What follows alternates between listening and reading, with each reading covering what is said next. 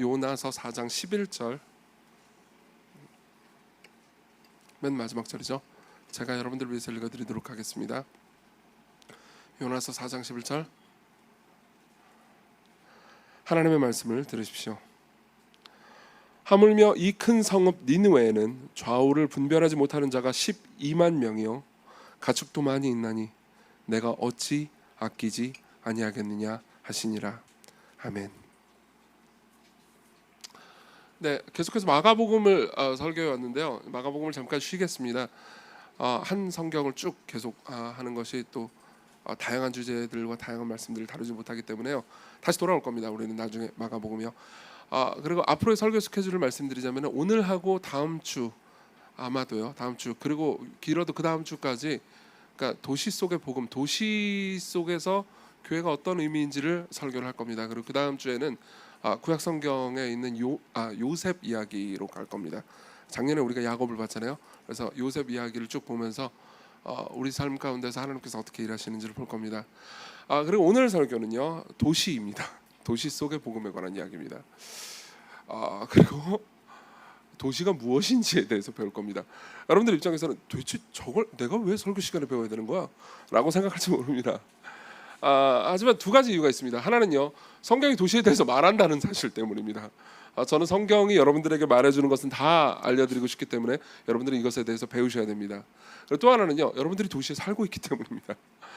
시건교회 대다수는 서울에 살고 있고요. 그리고 소수라 하더라도 수도권에 살고 계십니다. 그리고 서울과 수도권은 사실상 분리하기 어려울 정도로 밀접하게 연결돼 있죠.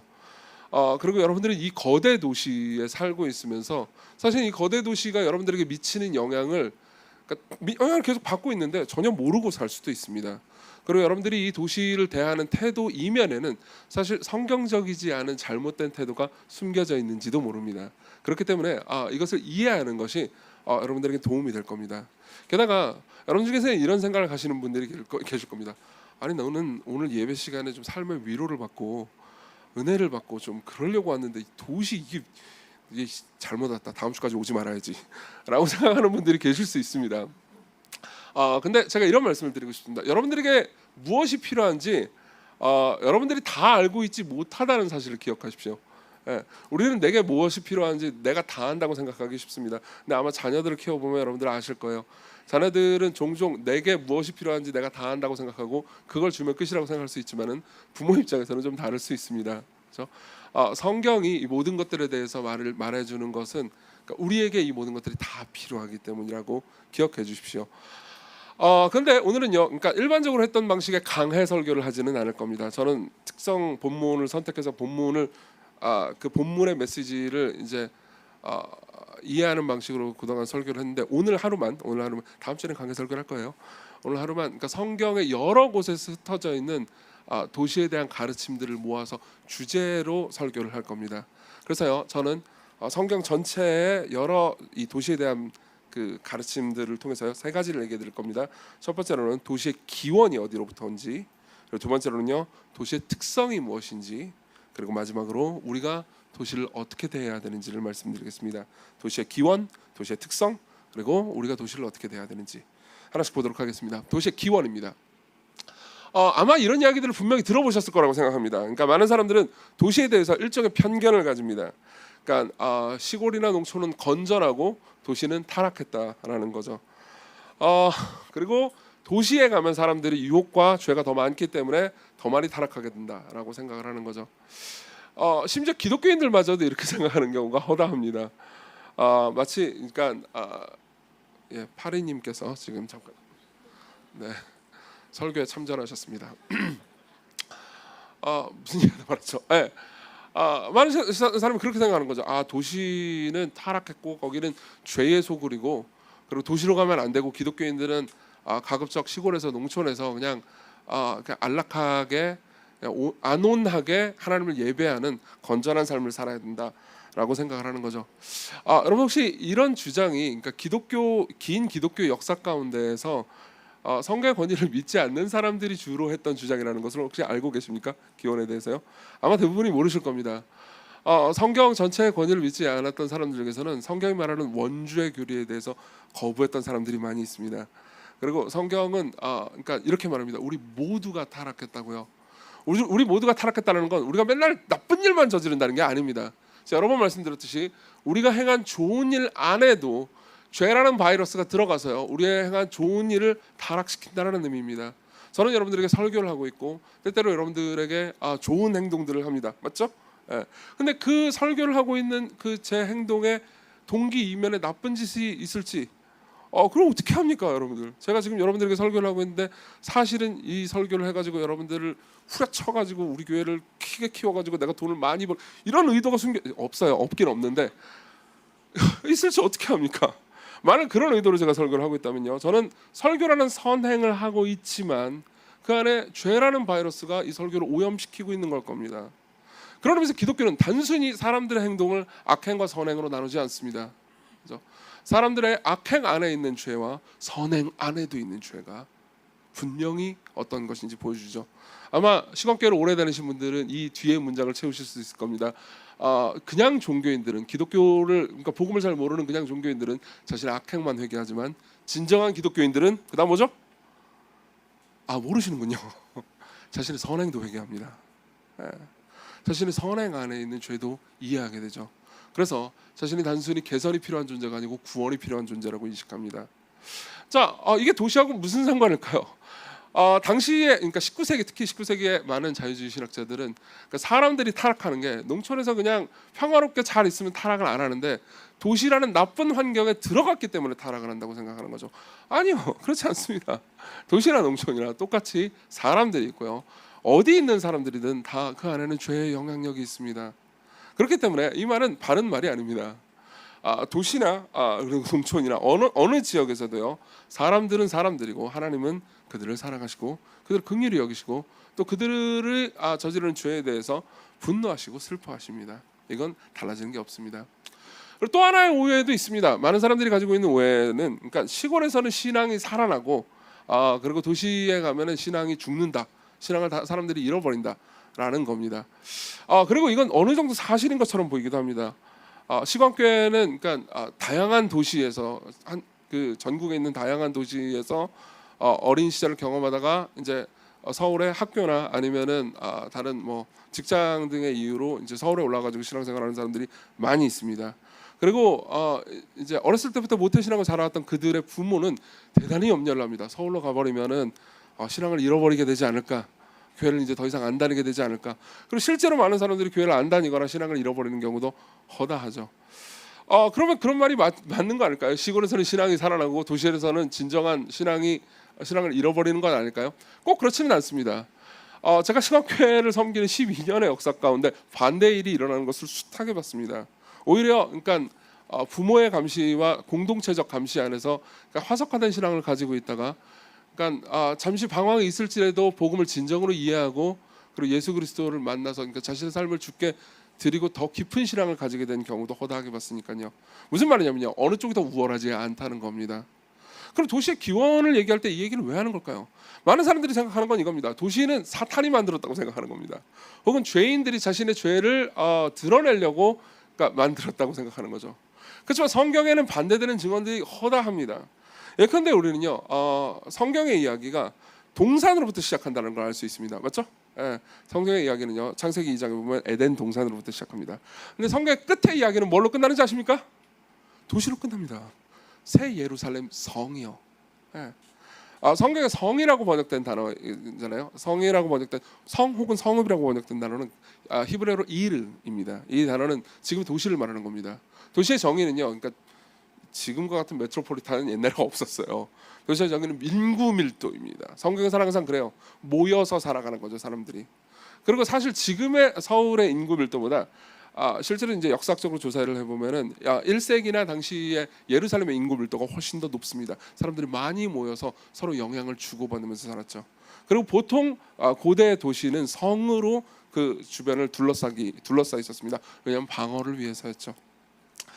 그렇기 때문에 그러니까 실제로 성경은, 그러니까 성경에서 우리가 여러분들이 성읍 혹은 성을 얘기할 때는 지금 여러분들이 적응할 때는 도시라고 생각하면서 적용을 하셔야 됩니다. 무슨 말이냐면요, 성경은요 동산으로 시작해서 도시로 끝난다는 거죠. 게다가 히브리서에는 이런 말씀도 있습니다. 11장 10절입니다. 제가 읽어드리죠. 이는 그는 아브라함입니다. 아브라함이 하나님이 계획하시고 지으실 터가 있는 성을 바랐습니다. 예. 하나님이 지으시고 계획할 터가 있는 영원한 성, 영원한 도시를 아브라함이 바라고 있었다는 겁니다. 아브라함이 바란 건 뭐였죠? 하나님이 만드실 도시입니다. 그렇죠? 여기서의 도시는 누가 만든 겁니까? 사탄이 만든 겁니까? 아니요, 하나님 만드셨습니다. 하나만 더 읽어드리죠. 시편 107편 6절입니다. 시편 107편 6절에 보면 이런 말씀이 있습니다. 이에 그들이 하나님의 백성들이요 근심 중에 여호와께 부르짖음에 하나님께서 그들을 고통에서 건지시고 또 바른 길로 인도하사 그다음 뭐라고 되어 있냐면 거주할 성읍에 이르게 하셨도다라고 말합니다. 역시 여기서의 성읍도 도시입니다. 그렇죠? 그러니까 성경은요 무조건 뭐 시골은 하나님 만드셨는데 도시는 사탄이 만들었다 이렇게 말하지 않습니다. 이런 증거는 성경에 아무것도 없습니다. 오히려 여러분들이 이렇게 생각하시면 편할 겁니다. 우리는 가족이 성경을 여러분들이 보시면요 가족이 하나님이 만드신 것이라는 것을 잘 알고 있습니다. 그렇죠? 그럼 많은 그리스도인들은 가족이라는 것이 하나님께서 만드신 제도라는 것을 받아들이고 있습니다. 근데 가족 가운데서는 깨어짐과 죄와 고통과 미움과 심지어 서로를 증오하는 것들까지 있습니다. 그렇죠? 그렇다고 해서 우리는 가족 제도 자체가 악하다고 말하지는 않습니다. 그 가족이 회복돼야 된다고 말하죠. 그렇죠? 그런 의미에서요 도시는 그 자체로 악한 것이 아닙니다. 우리는 기술을 그 자체로 악하다고 말하지 않습니다. 죄인인 사람들이 기술을 종종 타락시킨다고 말하죠. 돈이 그 자체로 악하다고 말하지 않습니다. 그렇죠? 돈 때문에 사람들이 돈을 우상시하면서 사람들이 타락한다고 말할 뿐이죠. 마찬가지입니다. 도시도 성경이 그 자체로 악하다고 말하지 않습니다. 도시 안에 있는 사람들 안에 있는 죄 때문에 도시는 종종 망가지고 타락해버린다는 거죠. 그렇기 때문에 도시의 기원은 사탄이 아닙니다. 도시는 하나님께서 만드셨고요. 그리고 하나님께서요 우리에게 완성될 하나님 나라를 주실 때 우리는 도시를 만나게 될 겁니다. 물론 시골도 만나게 될 겁니다. 우리는 온 우주가요 완벽하게 새롭고 완벽하게 영광스러운 거대한 하나님 나라로 우리가 상상한 것보다 훨씬 더 위대하고 아름다운 하나님 나라로 변하는 것을 보게 될 겁니다. 예. 그곳은 그냥 단순히 막 천사들 날아다니고 그냥 지루하게 하품막혀하고 하나님께 예배만 해야 되는 그런 곳이 아닙니다. 실제로 여러분들이 계시록 21장 22장을 보잖아요. 그러면 인간이 가지고 있는 기술 문명이 죄가 다 사라지고 완벽하게 보존될 뿐만 아니라 더 아름답고 발전된 곳으로 성경이 하나님 나라 완성된 하나님 나라를 그립니다. 그렇기 때문에 도시는요 사탄의 창조물이 아닙니다. 하나님이 만드신 거죠. 자, 그럼 두 번째로 넘어가겠습니다. 도시의 특성이 뭔지에 대해서 좀 설명해 드리겠습니다. 도시에 대해서는 그러니까 성경 전체를 통해서 우리는 도시의 특성을 세 가지로 볼 수 있습니다. 하나는 인간의 잠재력을 끌어낸다는 겁니다. 실제로 성경에 등장하는 최초의 도시는 가인이 만든 도시입니다. 가인 아시죠? 아벨을 죽였던 그 살인자요. 우리는 그 살인자가 도시를 만들었기 때문에 도시는 살인자가 만들었으니까 나빠 이런 식으로 쉽게 판단하기 쉽습니다. 그렇지만 여러분들이 가인과 아벨의 그 살인 사건을 자세히 살펴보잖아요. 그러면 하나님께서 가인이 살인이라는 죄를 저질렀다 하더라도 그가 버림받지 않고 그리고 여전히 목숨을 보존할 수 있도록 표를 주셨다는 것을 알 수 있습니다. 그리고 그 결과 가인은 도시를 만들게 되는 거죠. 실제로 성경에 보면요. 그 가인이 성을 쌓잖아요. 성을 쌓고 그 성을 이루면서 에녹이라고 이름을 붙입니다. 그리고 20절에 보면요. 이렇게 나옵니다. 에녹이라는 성을 쌓고 그다음에 이제 아들을 낳는데요. 야다와 아바를 낳았으니 그는 장막에 거주하며 가축을 치는 자의 조상이 되었고 목축업이 발달하죠. 그 아우의 이름은 유발이니 그는 수금과 퉁소를 잡는 자의 모든 조상이 되었으며 음악이 발달하죠. 수금과 퉁소는 악기입니다. 실라는 두발가인을 낳았으니 그는 구리와 쇠로 여러 가지 기구를 만드는 자요. 기술이 발달하죠. 그렇죠? 최초의 도시는 점점 인간의 잠재력과 어떤 기능들을 사람들이 많이 모여 있기 때문에요. 끌어내면서 기술이나 여러 가지 것들을 발전시킵니다. 그리고 한참 지나고 나서 창세기 11장에 보면 또 도시에 관한 이야기가 나오거든요. 여기서는 바벨탑 이야기가 나오죠. 바벨탑은 인간이 하나님을 대적한 교만의 역사로 기록된 곳이기 때문에 우린 자칫 잘못하면 바벨탑에 있었던 모든 게 왕창 다 나쁘다고 생각하기 쉽습니다. 그래서 성경을 읽을 때 우리는 주의 깊게 정교하게 읽을 필요가 있습니다. 11장 1절부터 보면요. 제가 읽어드리죠. 온 땅의 언어가 하나요 말이 하나였더라. 이에 그들이 동방으로 옮기다가 시날 평지를 만나 거기 거류하며 이제 거기서 도시를 세우는 거죠. 서로 말하되 자 벽돌을 만들어 견고히 굽자 하고 이에 벽돌을 돌로 대신하며 역청으로 진흙을 대신하고 뭘 볼 수 있죠? 우리는 건축술과 그리고 재료공학이 발달하고 있는 것을 볼 수 있습니다. 4절 또 말하되 또 성읍과 탑을 건설하여 그 탑 꼭대기를 하늘에 닿게 하여 우리 이름을 내고 온 지면에 흩어짐을 면하자 이렇게 말합니다. 자 그러면요 우리는 그러니까 성경에 나오는 도시가 그 도시의 사람들이 모임으로써 문명과 문화나 기술 같은 것들이 발달하는 과정을 성경이 그리고 있다는 것을 알 수 있습니다. 그리고 당연히 지금도요. 지금 점점 세계는 도시화가 되고 있었거든요. 사실 19세기 초만 해도 인류의 3%만 도시에 살았습니다. 그리고 아마 이 20세기 중반, 21세기 중반이 되잖아요. 그럼 인류의 80%가 도시에 살게 될 겁니다. 점점 그런 식으로 도시화는 진행돼 가고 있어요. 그리고 그 도시에는 생산성이 급격하게 높아집니다. 에드워드 글레이저라는 그 하버드의 경제학 교수가 있습니다. 이 사람은 도시에 관한 굉장히 깊이 있는 연구를 한 책을 하나 썼습니다. 책이 이제 도시의 승리라는 책인데요. 거기에 보면 이렇게 이야기를 해주고 있습니다. 읽어드리죠. 근데 물 좀 마시고 읽어드릴게요.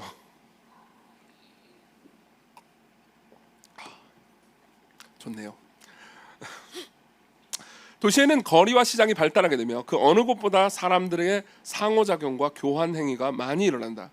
같은 직업을 가진 사람들이 많이 모일수록 서로 자극을 받아 새로운 아이디어들이 많이 늘어나고 더 빨리 확산된다. 같은 직업군이 계속 같이 모여 있다는 것을 알고 있죠. 그렇죠? 대체로 IT 직업군은 판교 아니면 여기에 있습니다. 이 동네에 있죠. 그렇죠? 그리고 무슨 인쇄하는 곳도 한 군데 다 몰려 있고, 그렇죠? 영화하는 곳도 한 군데 몰려 있고 충무로. 요즘 좀 달라지긴 했지만요. 그렇죠? 계속해서 그러니까 산업들이 모여 있는 걸 우리가 알 수 있죠. 그렇죠? 왜 그렇습니까? 서로 가까이 있으면서 상호작용을 일으키기 때문입니다. 계속 읽어드리죠. 재원이 많이 모이면 재원들의 생산성도 더 커지며 그에 대한 수요도 형성된다. 현대 컨벤션의 목적은 연결에 있다. 컨벤션에서 사람들은 전문가나 동료, 투자자 그리고 다른 자원들과 연결된다. 모든 연결들은 결국 창조적 결과로 이어진다. 새로운 연대, 사상, 예술, 운동이 형성된다. 시골교회는 지방에서 올라온 많은 젊은이들이 있습니다. 왜 올라왔을까요? 그곳에서 직업을 구하지 못하기 때문에 올라왔을까요? 물론 그런 면도 있습니다. 근데 실제로 사람들의 이야기를 자세히 들어보잖아요. 그러면은 그곳에서 직업을 구할 수 있는데도 불구하고 일부러 이 집값이 굉장히 높고 살기 어느 정도 힘든 이 서울로 올라오는 경우도 허다합니다. 왜 그럴까요? 지방에 있을 때 그러니까 자기를 자극할 만큼 굉장히 탁월하고 실력 있는 그 다른 동종 업계에 있는 사람들을 만날 수 없기 때문입니다. 자기는 탁월한 사수를 그러니까 자기보다 이 업력이 높은 그런 사람들을 만나가지고 배우고 싶어 한단 말이에요. 근데 배울 수 있는 경우가 거의 없고 그 모임 같은 것들이 거의 없어요. 그럼 어떻게 해야 되죠? 서울로 올라갈 수밖에 없게 되는 겁니다. 그러면 서울은요, 그러니까 사실 우리나라가 지금 겪고 있는 문제죠. 서울 수도권은 더 이 뭐라고 해야 될까요? 그 생산성과 서로 인한 자극이 높아지겠죠. 그럼 다른 타 도시에 비해서 생산성이 훨씬 높아집니다. 실제로 전 세계적으로요, 도시의 생산성은요, 도시가 아닌 외곽 지역의 생산성보다 50% 이상 높아졌습니다. 그러면 도시가 지금 무조건 좋다고 제가 찬양을 하고 있는 걸까요? 아니요, 그렇지 않습니다. 이런 도시의 특성 때문에요, 도시인들은 피로해집니다. 그리고 피로해진 결과 쉴 줄을 모르게 돼요. 오히려 그러니까 깊은 사색, 독서, 대화 그리고 삶에서 그러니까 시간을 들이면서 무언가를 바라보는 걸 못하게 됩니다. 도시인들은 마구 일하다가 그리고 쉴 때는 그냥 계속해서 자기 자신의 뇌를 그냥 잠깐만 자극할 수 있는 것들 있잖아요. 도파민 팡팡 터지는 일들. 예를 들면 여러분들 쇼츠를 계속 본다든가 릴스를 계속 본다든가 아니면 뭐 있죠 또 그냥 자극적이고 말초적인 것을 하면서 자기가 쉬는 시간을 보내는 경우도 많습니다. 그러면 오히려 더 쉬지 못하게 되죠. 그렇기 때문에 도시에 있는 사람들은 우울증과 정신적인 문제를 더 많이 안고 있습니다. 제가 사실 이 설교를 준비하기 위해서도 그렇고 한 3년 전부터 그러니까 제가 도시에 있잖아요. 그리고 도시에서 목회를 하고 있잖아요. 그러니까 이 도시를 공부하고 싶어서 궁금해서 도시에 관한 책들을 많이 좀 읽었습니다. 많이는 아니고 좀 읽었습니다. 근데 그렇게 많이 읽지도 않았는데도 불구하고 제가 가지고 있는 책들을 두 부류로 나눠 놓을 수가 있었습니다. 하나는 도시에 대한 낙관주의자들이고요. 하나는 도시를 비판하는 사람들입니다. 이쪽의 사람들은 도시는 다 나쁘고 문제가 있고 하여튼 도시에 있는 사람들은 도시는 빈부격차와 폭압과 고통과 괴로움의 이 장소다라고 이야기하는 경향이 있고요. 한쪽은 도시 때문에 인구가 이 문명이 발달했고 도시는 여전히 사람들을 행복하게 해주고 기쁘게 해주고 도시를 잘 케어해야 앞으로 인류가 나아갈 방향이 있다라는 식으로 이야기를 하더라고요. 그러면 진실은 뭘까요? 사실은 제 생각에는 진실은 둘 다에 있다고 생각합니다. 예. 그리고 진실은 둘 다에 있다는 것은 사실 성경적인 세계관입니다. 도시를 하나님께서 만드신 것이라면요, 하나님께서 도시를 통해서 인간에게 무언가 좋은 것을 주시고 싶었던 겁니다. 그렇죠? 그렇지만 인간이 죄인이기 때문에 그 좋은 것을 받아도요, 인간은 좋은 것을 타락시켜버리고 말죠. 그렇죠? 그래서 결국 도시는요, 생산성의 장소긴 하지만 피곤함의 장소가 되기도 하죠. 여러분들이 도시에서 그런 것들을 느끼고 있다면요, 여러분들은 그러니까 자기도 모르게 도시의 영향을 이렇게 받고 있는 겁니다. 그럼 여러분들이 받고 있는 영향이 무엇이 하나님의 선물로부터 온 것이고 무엇이 자신의 죄성과 그리고 우리 사회에 만연한 죄성 때문에 온 것인지를 분별할 수 있을 겁니다. 둘째로는요, 도시는 보호와 피난을 제공한다는 겁니다. 도시는 보호와 피난을 제공한다는 겁니다. 실제로 성경을 보면요, 하나님께서 직접적으로 도시를 지으라고 명령한 최초의 장소가 있습니다. 민수기에 보면요, 그러니까 고의로가 아니고 부지 중에 잘못된 살인을 저지르거나 죄를 저지른 사람들 있잖아요. 그 사람들을 위해서 피할 수 있는 도피성을, 도시죠 이거죠, 도피성을 이스라엘 전역에 6개를 지으라고 말합니다. 그리고 거기서 하나님께서 그런 사람들을 보호하라고 이야기를 해주시죠. 그리고 아까 제가 잠깐 읽었던 말씀인데 이 말씀도 있습니다. 한 번 더 읽어드리겠습니다. 시편 107편 6절입니다. 이에 그들이 근심 중에 여호와께 부르짖음에 그들의 고통에서 건지고 또 바른 길로 인도하사, 그다음 뭐라고 되냐면 거주할 성읍에 이르게 하셨도다. 그렇죠? 그들은 근심 중에 고통하고 있었습니다. 근데 하나님께서 근심 중에 고통하는 것에 대한 응답으로 뭘 주셨죠? 도시를 주셨습니다. 그렇죠? 자, 그럼 우리 물어볼 수 있습니다. 왜 도시가 근심 중에 고통 가운데 부르짖는 사람에 대한 응답이죠? 도시는 오히려 고통스러운 것 아닌가요? 실제로요, 도시는 치안이 상당히 좋습니다. 예. 많은 사람들이 영화를 보면 도시는 범죄의 도시고 이런 게 느껴지잖아요. 실제로 항상 2021년에 이제 가장 최근에 조사했는데요, 사회 안전지수라는 게 있습니다. 우리나라는요, 사회 안전지수는 발표할 때마다 서울이 최상위권입니다. 예. 왜 그럴까요? 그럴 수밖에 없습니다. 당연하죠. 전부 다 아파트에 살잖아요. 아니면 빌라에 살잖아요. 그렇죠? 이 도둑에 덜 취약하단 말이에요, 아파트나 빌라는. 왜냐하면 동네 다 CCTV 있고 또 뭐 아파트 뭐 이렇게 경비하시는 분도 있고 이거 비밀번호도 있고 보안이 좀 더 철저하잖아요. 그렇죠? 게다가 이제 걸어 다니면은 그 차마다 전부 다 그 뭐죠? 블랙박스 다 있고 그렇잖아요. 그러니까 도시는 감시가 굉장히 심하기 때문에 범죄를 저지르는 게 쉽지가 않다는 거죠. 예. 서울의 주거 방식과 그 모든 그러니까 경찰력이나 이런 것들은요, 사실은 범죄에 있어서 굉장히 강하게 그러니까 범죄에 잘 대응할 수 있게 시스템이 되어 있습니다. 예. 그렇지만 이제 농촌에서는 물론 농촌에 이제 사람들이 뭐 마음이 착해가지고 서로 이렇게 그 정이 있고 이런 것 분명 있을 겁니다. 저는 농촌에서 오래 안 살아서 잘 모르겠습니다. 제가 만났던 농촌의 사람은 저희 할머니 할아버지였는데 엄청나게 정이 있으셨습니다. 근데 하지만 이 말도 사실이죠. 여러분들이 셜록 홈즈 시리즈에 보면요, 셜록 홈즈가 이런 말을 하는 경우가 있습니다. 문장이 있습니다. 런던의 뒷골목이 두려워 보여도 소리치면 도와줄 만한 신사가 있지만 평화로운 농가의 범죄는 아무도 모른다고요. 비단 범죄뿐만이 아닙니다. 예컨대 도시는 좀 더 약자들을 위한 기회의 장소라는 측면도 있습니다. 도시는 그러니까 빈부격차가 엄청 높고요. 그리고 게다가 집값이 높잖아요. 그렇죠? 서울의 집값은 최고 아닙니까? 전 세계적으로도 아주 높은 편입니다. 근데 그러면은 당연히 우리는 이렇게 생각할 수 있습니다. 아니 그럼 도시는 가난한 사람들은 이제 안 오겠군, 부유한 사람들만 남아 있겠군. 근데 절대 그렇지 않다는 걸 여러분들이 알 겁니다. 가난한 사람들이 그 농촌 지역이나 시골 지역에 있잖아요. 그럼 계속 가난해야 합니다. 근데 도시로 오잖아요. 그러면 이제 처음에는 고시원에 살아야 되죠. 하지만은 기회를 찾을 수가 있습니다. 왜냐하면 도시에는 여러 가지 기회가 있거든요. 항상 도시는 인류 역사 내내 그래왔습니다. 항상 도시는요, 가난한 사람들이 몰려드는 곳이었고요, 이주민들이, 그러니까 외국인들이 대도시로 와가지고 기회를 찾기 위해서 몰려드는 곳이었습니다. 도시는 항상 가족 단위에 있는 사람들보다요, 싱글들에게 더 편안하고 안락한 장소였습니다. 왜냐하면 교외 지역에서 싱글들은 그러니까 자신의 삶을 잘 자리 잡고 살아가는 것이 쉽지가 않았습니다. 그렇지만 싱글들이 대도시로 오잖아요. 그럼 비슷한 사람들을 많이 만날 수 있고 거기서 안락함을 많이 누릴 수 있었던 거죠. 그렇죠? 그리고 마찬가지로 도시가 이런 그러니까 약자들을 위한 보호와 안락을 제공한다라는 측면이 있지만 또 다른 측면으로는요, 도시는 폭력의 장소이기도 합니다. 실제로 성경에 보면요, 창세기 아까 4장에 이제 가인이 도시를 만들었다고 그랬잖아요. 도시를 만들었다고 하고 여러 기술들이 발전했다라는 이야기를 우리가 살짝 봤는데 그 밑에 보면 이런 말씀이 있습니다. 람에게 아내들에게 이르되 아다와 실라여 내 목소리를 들으라. 람에게 아내들이여 내 말을 들으라. 나의 상처로 말미암아 내가 사람을 죽였고 나의 상함으로 말미암아 소년을 죽였도다. 여기서 소년이라고 번역된 단어는 자녀로도 번역할 수도 있습니다. 사실 그렇게 번역하는 것이 더 나을 겁니다. 무슨 말입니까? 최초의 도시에서요, 아버지가 아들을 죽이는 사건이 일어났다는 거죠.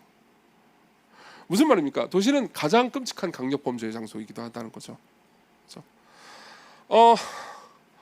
그것뿐만이 아닙니다. 아까 제가 치안이 좋다고 말했지만은 치안이 좋다는 건 대부분이 그렇다는 거지. 가장 끔찍하고 가장 고통스러운 범죄는 늘 도시 혹은 도시인들이 저지르는 거죠. 그렇죠? 이거는 제가 아까 말씀드렸던 것과 연관이 있습니다. 도시는 생산성이 높은 대신 엄청난 스트레스를 받는다고 그랬잖아요. 그리고 그 스트레스가 아마도 그러니까 범죄가 더 끔찍해지고 고통스러워지게 하는데 기여한 측면이 있을 겁니다. 게다가 이런 강력 범죄뿐만이 아닙니다. 도시에는 다양한 위협이 있죠. 제가 아까 이런 말씀드렸잖아요. 그러니까 에드워드 글레이저라는 사람을 인용해가면서 그러니까 도시가 이렇게 좋다라는 얘기를 했지만은 도시에 대해서 좀 더 냉정하게 바라보는 사람들도 있습니다. 뉴욕 대학교의 그 도시경영 교수죠, 리처드 플로리다라는 사람은 이런 이야기를 해줍니다. 도시 위기는 과거보다 훨씬 더 심각하고 전면적이다. 경제적, 인종적 분리, 공간적 불평등, 고질적인 가난이 증가하고 있다. 실제 뉴욕은 2002년 이후로 줄곧 번영했지만 실제로 치안도 상당히 좋아졌습니다. 정작 엄청난 수의 뉴욕 시민은 결코 그런 느낌을 받지 못했다. 이거 서울 얘기하는 건가요?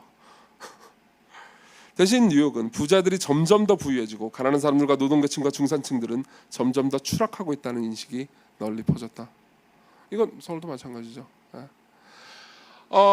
도시의 위협은 과거에는 이제 끔찍한 범죄의 위협이기도 했지만은 지금은 사실 그런 위협을 여러분들이 피부로 직접적으로 느끼지 못할 겁니다. 그렇지만 도시에는 빈부격차가 커지고요. 그리고 소외 현상도 더 깊어지죠. 이것 역시 그러니까 폭력적인 인간의 죄성이 드러난 한 형태일 겁니다. 도시는 보호와 안전과 피란의 장소인 동시에요, 위협과 고통의 장소가 됐다는 거죠. 세 번째 특징입니다. 도시는요 항상 영적인 추구를 이끌어낸다는 겁니다. 도시는 항상 영적인 추구를 이끌어낸다는 겁니다. 성경에 보면요, 성경에서 제일 유명한 도시 건설은 아까도 언급했듯 바벨탑일 겁니다. 그리고 그 바벨탑을 지을 때 사람들은 이렇게 말합니다. 창세기 11장 4절입니다. 또 말하되 자 성읍과 탑을 건설하여 그 탑 꼭대기를 하늘에 닿게 하여 우리 이름을 내고 온 지면에 흩어짐을 면하자.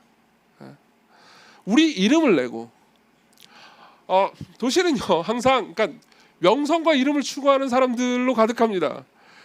농촌 지역에서 도시로 오는 사람들은 보통 야망이 있는 경우가 많습니다. 꼭 그렇지는 않습니다. 모두가 그렇지는 않지만 야망이 있어서 오는 사람들도 많습니다. 그리고 도시에는요 그러니까 가장 이름을 추구하고 야망을 추구하는 사람들이 잔뜩 몰려 있죠.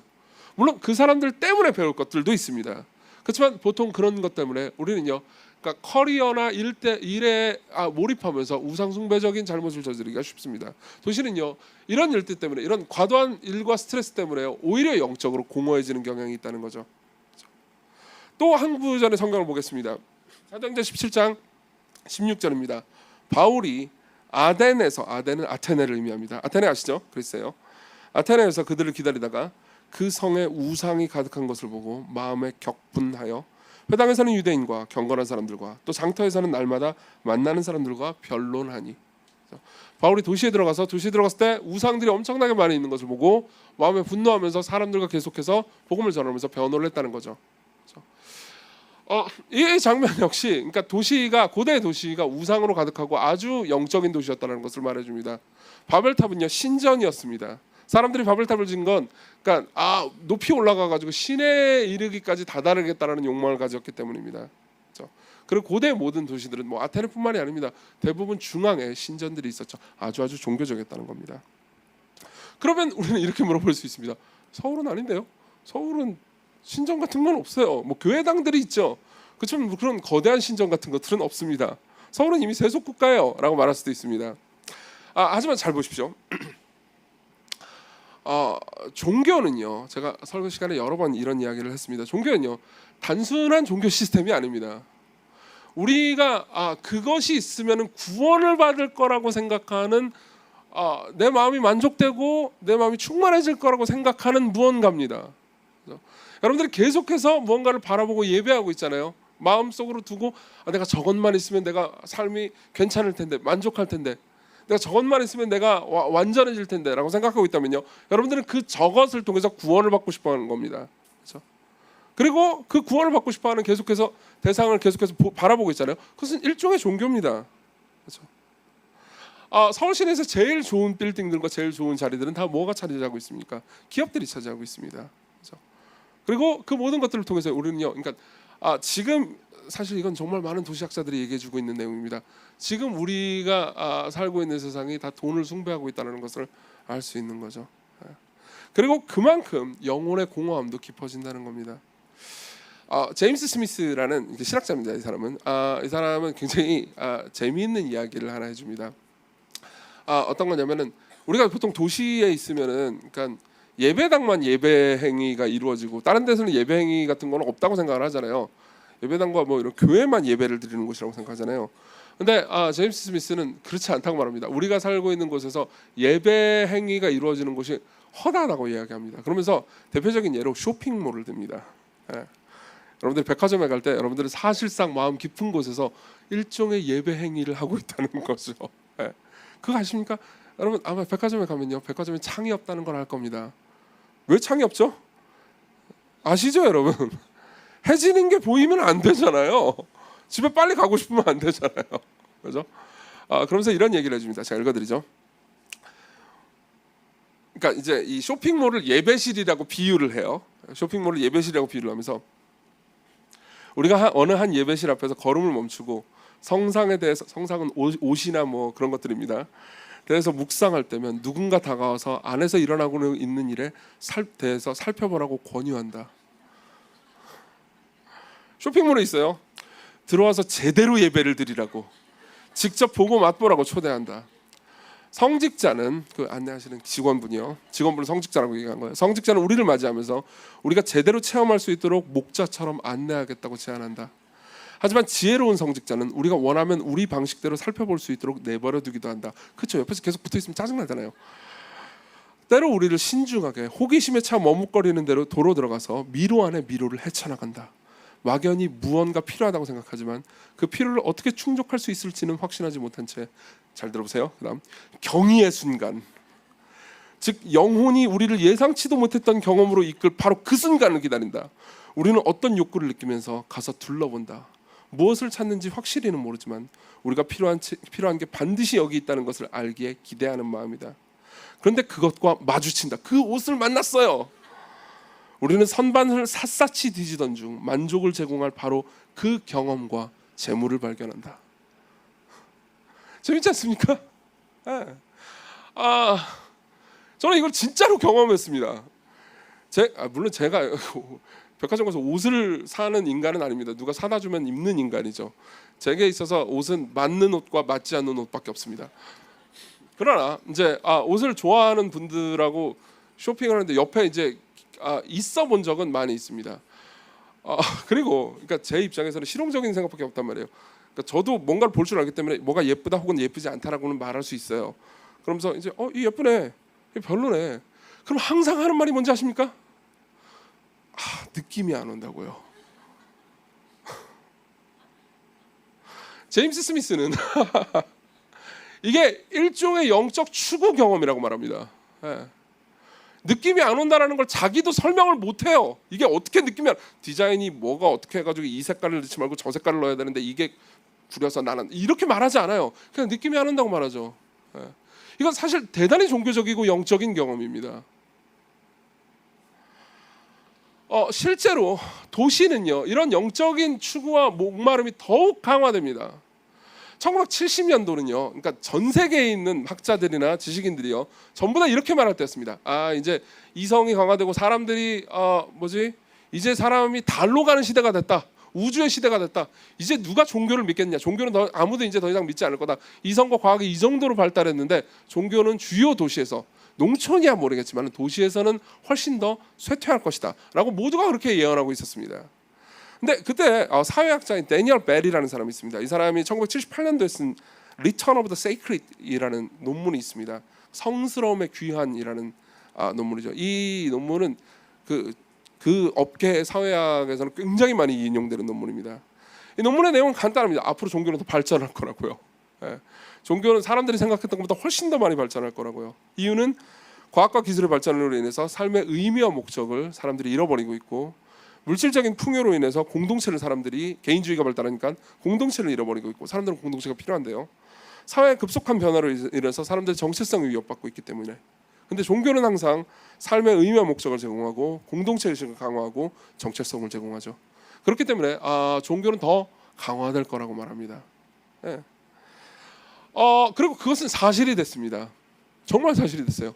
많은 사람들이 이렇게 생각합니다. 그러니까 도시는 좀 사람들이 세속적이고 종교를 안 믿을 거야. 그리고 농촌이나 시골은 종교를 더 많이 믿겠지. 그 사람들은 약간 미신적인 경향이 있잖아. 못 배웠기 때문에. 사람들이 이런 식으로 생각하기 쉽습니다. 하지만 여러분, 실제로 이건 우리나라의 종교 센서스하고도 다릅니다. 우리나라에서 무종교가, 종교 없음이 제일 많은 곳은요, 전남과 강원과 충북입니다. 제가 이 세 지역을 비하하려는 의도는 전혀 없고요. 제일 사람들이 적고, 그리고 도시보다는 농촌이 많은 곳이죠. 그죠? 우리나라에서 무종교가 제일 적은, 그러니까 종교인들이 제일 많은 지역은요, 1위가 부산이고 2위가 서울입니다. 그 다음이 경기고요. 뭘 의미합니까? 사람들은 이곳에서 무언가 영혼의 배고픔을 느낀다는 겁니다. 이유는 간단하죠. 계속된 스트레스요. 그리고 계속된 뭔가 자신의 정체성과 의미를 딱 지어주지 않고 자기가 스스로 찾아야 되는 공허함 때문에 무언가 영적이고 초월적인 경험을 더 많이 한다는 겁니다. 그럼 당연히 어떤 결과가 나오겠습니까? 이단이 늘어나죠. 네, 이단이 늘어나죠. 이단들의, 예를 들면 신천지의 가르침 같은 것들을 보잖아요.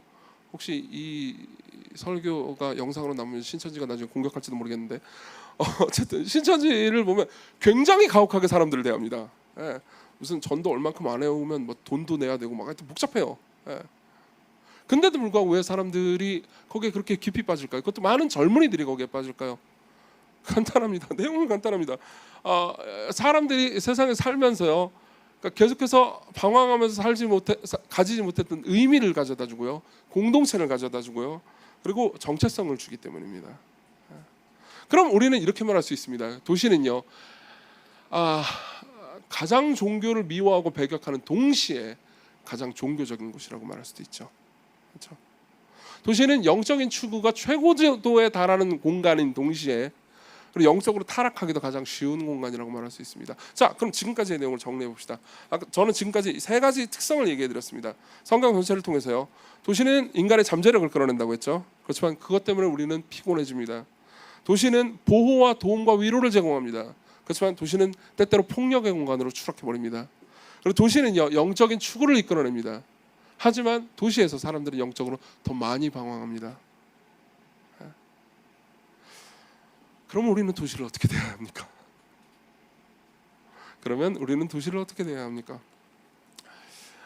도시 선교학자 중에 J.N. 마노카란이라는 분이 있습니다. 인도 분이에요. 이분은 굉장히 탁월한 선교지에서, 굉장히 특히 도시의 선교에서 굉장히 탁월한 업적을, 열매를 맺은 분입니다.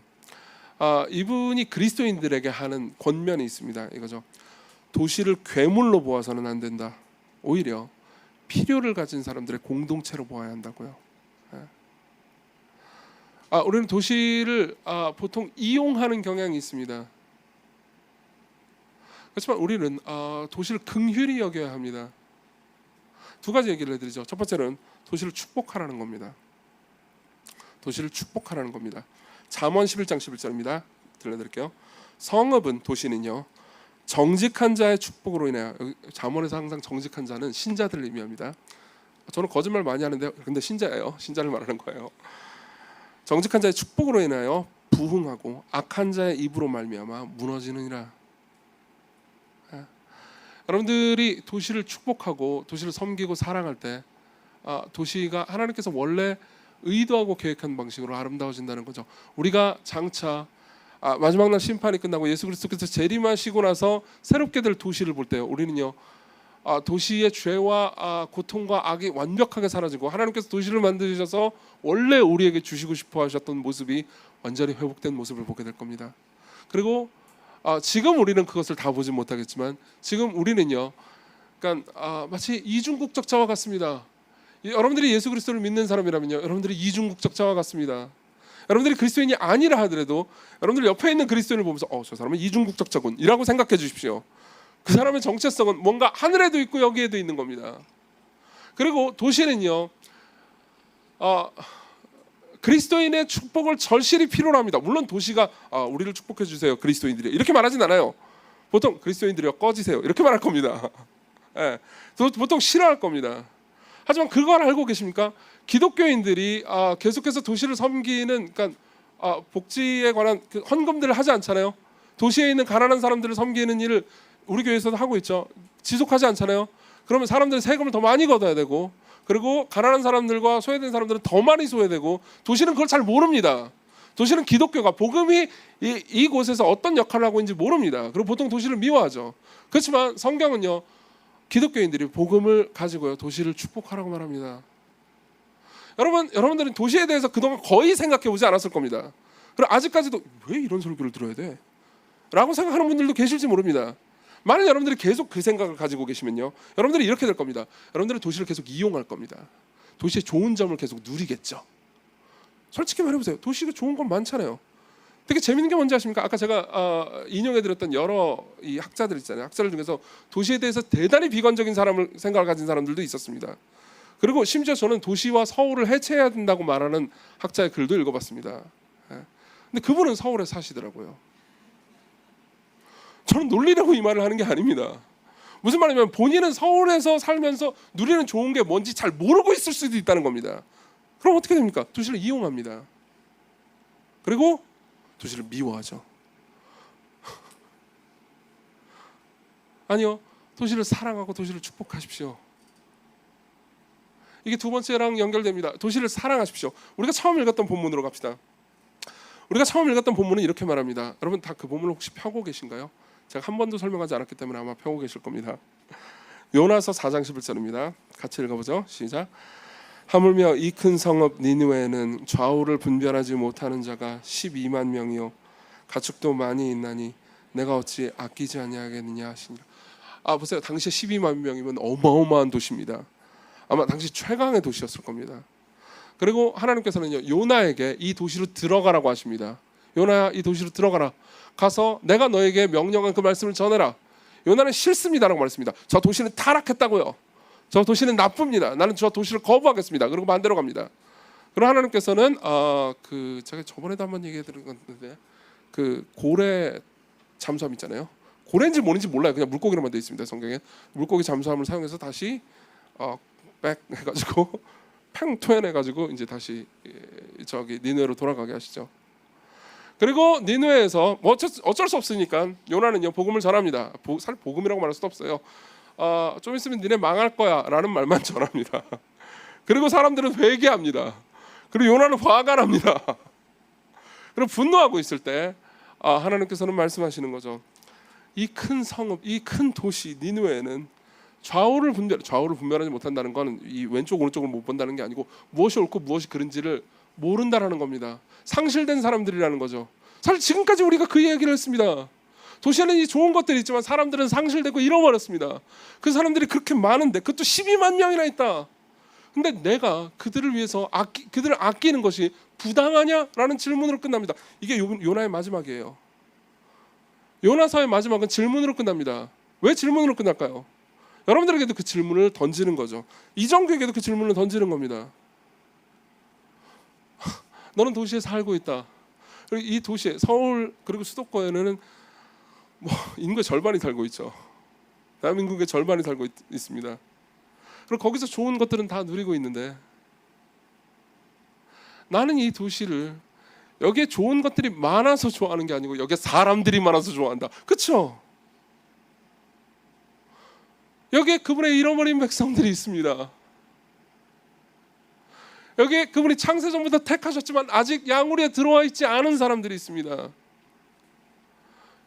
여기에 가난과 상실과 그리고 가족에서의 고통 때문에 공동체도 잃어버리고 정체성도 잃어버리고 삶의 의미와 목적도 잃어버린 사람들이 있습니다.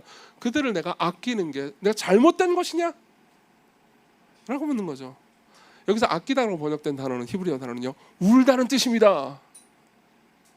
근데 그들을 위해서 우는 게 잘못된 것이냐? 라고 묻는 겁니다.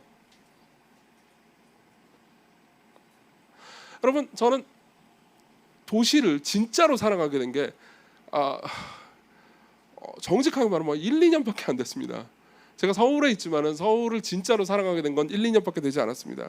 저는 그 이전에도 저는 서울을 사랑해요. 서울에서 목회하고 있잖아요. 라는 말을 했습니다. 근데 저는 제가 말만 그렇게 했을 뿐 진짜로는 서로를 사랑하고 있지 않음을 사실 어떤 의미에서 작년에 깨달았습니다. 왠지 얘기해드리죠. 여러분들이 서울이 좋다고 말할 때 여러분들의 머릿속에 떠오르는 그림은 뭡니까?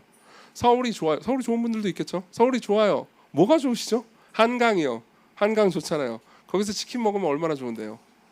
새빛 둥둥 서며 둥둥 안 떠다니나? 뭐 문화회관이요. 뭐 무슨 극장이요. 무슨 예술이요. 저도 그렇게 생각했습니다. 서울이 좋죠. 여기에는 밤에 1시 반에 치킨을 시켜도 날라오는 곳입니다. 그죠? 얼마나 좋습니까? 원래는 저는 그렇게 생각했습니다. 그러다가요, 작년에 신촌을 개척하려고 제가 이제 땅 밟기를 하고 있었습니다. 농담이에요, 농담. 그냥 땅을 밟기만 했어요. 신촌 근처를 가면서요. 처음에는 신촌의 그 신촌 오거리의 그 아름답고 그 연세대와 이대의 그 정문에 굉장히 그 프레시한 모습 있잖아요. 거기만 돌아다녔습니다. 그러다가 이건 좀 뭔가 아닌 것 같아가지고 골목을 들어가기 시작했죠. 골목을 들어가니까 거기에는 외국인들이 있었습니다. 골목을 들어가니까 저는 연희동이 부자 동네인 줄 알았어요. 골목에 들어가니까 거기엔 가난한 사람들이 있었습니다.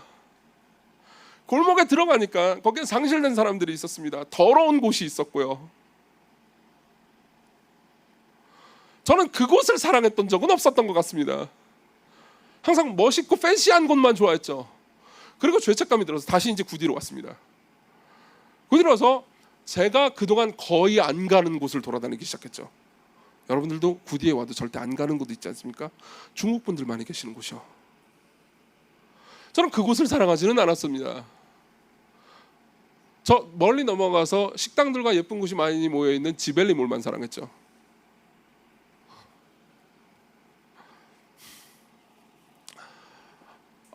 여러분, 도시를 사랑하십시오.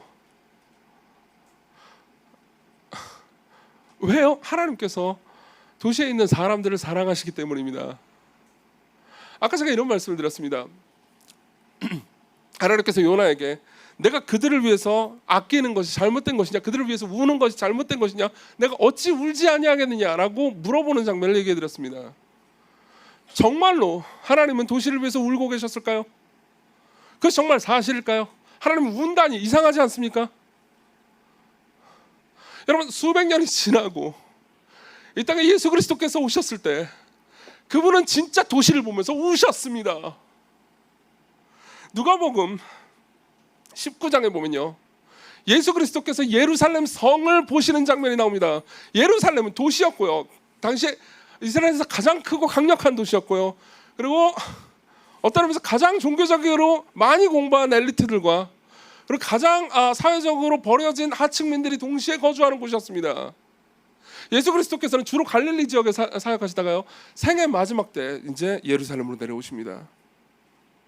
그리고 예루살렘을 볼 때 그분은 우십니다. 가까이 오사 성을 보고 우시며 이르시되 너도 오늘 평화에 관한 일을 알았다면 좋을거니와 지금 내 눈에 숨겨졌도다. 예루살렘아 예루살렘아, 선지자들을 죽이고 내게 파송된 자들을 돌로 치는 자여, 암탉이 그 새끼를 날개 아래 모음같이 내가 내 자녀를 모으려 한 일이 몇 번이냐. 그러나 너희가 원치 아니하였도다. 그분은 도시로 들어가십니다. 그분이 예루살렘으로 들어가셨을 때 그분 앞에 놓인 건 뭐였죠? 죽음밖에 없었습니다. 도시는 그분을 죽였죠. 왜 그분이 죽임을 당했습니까? 왜 그분이 예루살렘에서 죽임을 당했습니까? 이유는 간단합니다. 그분이 새 예루살렘을 만들기 위해서입니다. 그분이 도시의 모든 타락과 죄와 모든 상실을, 원래 인간들이 죄를 저질렀기 때문에 받아야 되는 상실과 지옥의 고통을 십자가에서 도시 한가운데에서 받으시고, 그리고 사람들에게 정말 서로를 사랑하면서 아끼고 기뻐할 수 있는 진짜 도시, 영원한 도시 새 예루살렘을 여러분들에게 선물해 주시기 위해서 그분은 도시로 들어가셨습니다. 그분은 고통을 당하셨습니다. 그분은 도시와 대화하기를 원하셨습니다. 여러분 그거 아십니까? 사랑을 하잖아요. 누군가를 사랑하잖아요. 그러면 그 사랑하는 대상과 소통을 하기 위해서 내가 바보가 되어야 합니다. 예전에서 한번 이런 얘기를 해드린 적이 있습니다. 내가 바보가 되고 낮아져야 됩니다. 둘이 싸웠어요. 둘이 싸웠는데 내가 저 사람과 화해하고 싶습니다. 관계를 회복하고 싶습니다. 그럼 어떻게 해야 되죠? 내가 낮춰야 됩니다. 내가 자존심을 내려놔야 됩니다. 내가 바보가 돼야죠. 그렇죠? 우리는 서로 대화가 안 통하는 외국인입니다. 저 사람은 영어밖에 못하고 나는 한국어밖에 못해요. 그럼 내가 저 사람과 소통하려면 어떻게 해야 되죠? 내가 영어를 배워야 합니다. 영어를 배우면 다음 날부터 영어를 잘하게 되나요? 아니요. 콩글리시를 쓰겠죠. 그럼 어떻게 보일까요? 바보처럼 보일 겁니다. 그렇죠? 내가 낮아지지 않는다면, 내가 작은 미니 성육신을 하지 않는다면요, 사람들과 소통하고 사람들과 교제할 수 없을 겁니다. 사람들을 섬길 수 없을 거예요. 그리스도께서 하신 일도 바로 이것이었습니다. 하나님이 보좌 우편에 계시지 않고 보좌 우편에 계시다가 하나님의 영원한 아들이 이 땅으로 오셨습니다. 그분이 아기가 되셨고 이 땅에서 비참한 삶을 사셨고 고통을 경험하셨고 그리고 도시로 들어가셨죠. 사도행전의 마지막 부분에 보면요, 바울도 예루살렘으로 들어가는 장면으로 마지막 부분이 장식됩니다. 그럼 뭘 의미합니까? 그리스도께서 도시로 들어가셨듯 바울도 그리스도의 길을 따른 겁니다.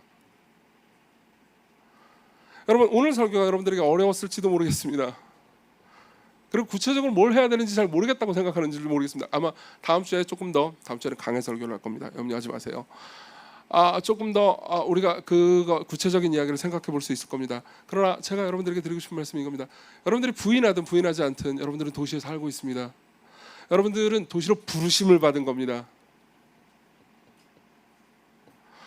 그분이 여러분들을 섬기기 위해서 도시로 들어가셨습니다. 그리고 그분이 도시에 있는 여러분들을 사랑하십니다. 여러분들은 여러분들이 있는 곳에서 어떤 부르심을 받았습니까? 우리 모두 도시를 축복하고 사랑하도록 부르심을 받았습니다. 그리고 여러분들이 있는 곳에서 여러분들 주변에 있는 이웃을 사랑하고 섬기도록 부르심을 받았습니다. 이 부르심은 여러분들을 괴롭히기 위한 부르심이 아닙니다. 여러분들이 예수 그리스도께서 여러분들을 위해서 하신 일을 따라서 삶을 살아가도록 부르시는 영광스러운 부르심이죠. 우리 같이 기도합시다.